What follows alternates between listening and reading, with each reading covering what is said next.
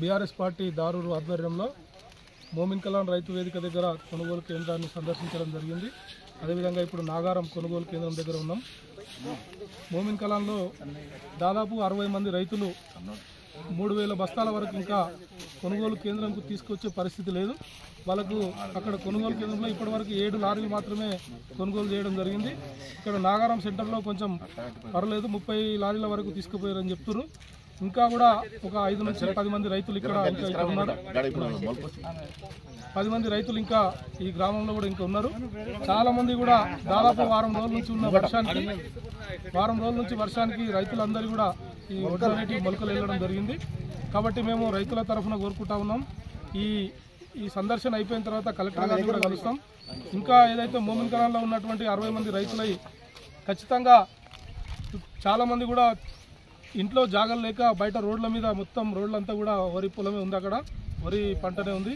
కాబట్టి వాటిని వెంటనే దాదాపు ఇక్కడ 2 కాంటాలు ఏర్పాటు చేసి ఎక్కువ మొత్తంలో లారీలు పంపించి 4-5 రోజులలో అక్కడ పూర్తి స్థాయి రైతుల యొక్క వరి ధాన్యాన్ని కొనుగోలు చేయాలని మేము డిమాండ్ చేస్తూ ఉన్నాం.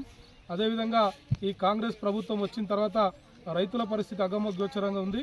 చాలామంది రైతులు సొంతంగానే వీడియోలు పెడతా ఉన్నారు. మనం రోజు కొన్ని వందల వీడియోలు వస్తూ ఉన్నాయి, చూస్తూ ఉన్నాం. సంవత్సరంన్నర లోపలనే రైతుల విశ్వాసం పూర్తిగా కోల్పోయింది ప్రభుత్వం. గతంలో ఇచ్చిన హామీలు ఏవి కూడా నెరవేర్చడం లేదు.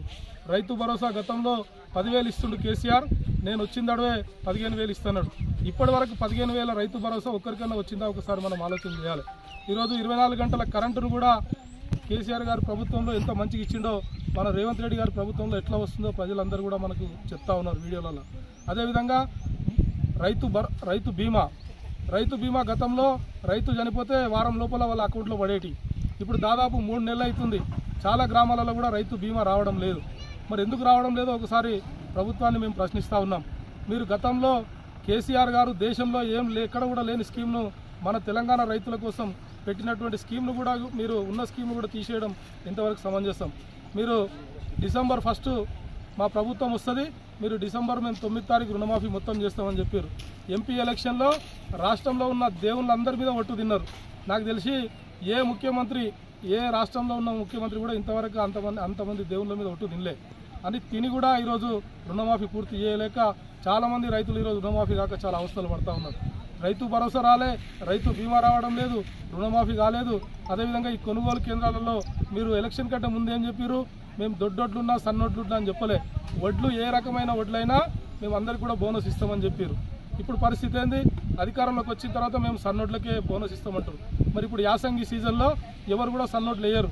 కాబట్టి ఇప్పుడు మీకు కొనుగోలు కేంద్రం చేసినా కూడా రైతులకు ఏం పెద్ద ఉపయోగం లేదు, ఎందుకంటే బోనస్ ఇవ్వడం లేదు. మీరు సన్నవడ్లు వానాకాలంలో వస్తాయి, అవి కూడా మీరు పూర్తి కేంద్రాలు పెట్టలేక ఇప్పుడు ఈ దారూరు మండలంలో 7 కొనుగోలు కేంద్రాల్లో 9 కొనుగోలు కేంద్రాలు ఉంటాయి, ఒక్కటి మాత్రమే వరి సన్నవడ్ల కొనుగోలు కేంద్రం పెట్టడం జరిగింది. అంటే ఆ సన్నవడ్లు అక్కడికి తీసుకురావద్దు, రైతులే బయట అమ్ముకోవాలి, లాస్ కావాలనే పరిస్థితి ఇప్పుడు చూస్తూ ఉన్నాం. కాబట్టి ఈ రైతుల ఉసురు కేసీఆర్ మన రేవంత్ రెడ్డి గారికి ముడుతుంది. ఖచ్చితంగా ప్రజలు ఈరోజు చాలా కోపంలో ఉన్నారు రేవంత్ రెడ్డి గారి ప్రభుత్వం మీద. కాంగ్రెస్ ప్రభుత్వం వచ్చి మాకు రైతులందరినీ కూడా నష్టం చేసింది, రైతులను తీవ్ర ఇబ్బందులు గురి చేస్తుందని చెప్పి ప్రజలందరూ కూడా అనుకుంటా ఉన్నారు. మీరు కాంగ్రెస్ నాయకులు గ్రామాలకు వచ్చే ముందు నేను ఒకటి డిమాండ్ చేస్తా ఉన్నా, మీకు దమ్ముంటే రేవంత్ రెడ్డి గారి ప్రభుత్వంతో రైతు భరోసా 15,000 వేయించే మీరు గ్రామాలకు వచ్చి ఓట్లు అడగాలి, గ్రామాలలో తిరగాలని చెప్పి నేను డిమాండ్ చేస్తా ఉన్నా. అదేవిధంగా రైతు భరోసా, రైతు బీమా 3 నెలల నుంచి రావడం లేదు, దాన్ని కూడా వెంటనే ఆ రైతు బీమా ఇవ్వాలి. ఎందుకంటే రైతు చనిపోయి ఎవరైనా రైతు వాళ్ళకి డబ్బులు వాళ్ళ కుటుంబాన్ని ఆదుకునే పరిస్థితి కావాలని చెప్పి కేసీఆర్ గారు పెట్టిండు, దాన్ని కూడా మీరు తుంగలు దొక్కిరు. మార్పు అన్నారు.